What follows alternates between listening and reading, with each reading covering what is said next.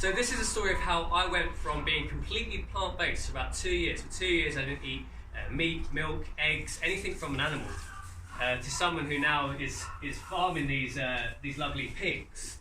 So about 2 years ago, probably no, 2-3 years ago, I was living in London.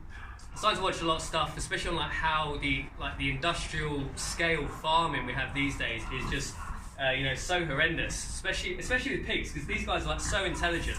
And in the industrial farm, you see the videos, they live in tiny little crates. They have absolutely horrendous lives. And I was like, you know what, I just buy my stuff from the supermarket. I have no idea where this meat's coming from. I just don't want to be part of this.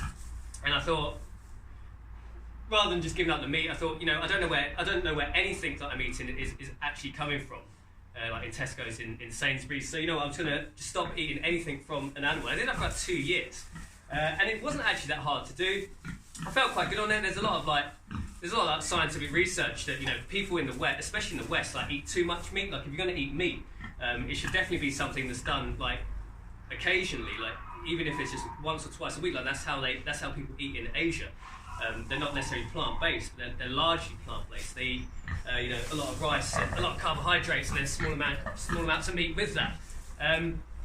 So I went from completely plant-based, and then now we have the opportunity to have this small farm area where we can keep pigs, and we keep chickens as well. So we get our eggs from the chickens, and this is going to be the first batch of pigs that we're gonna do for meat.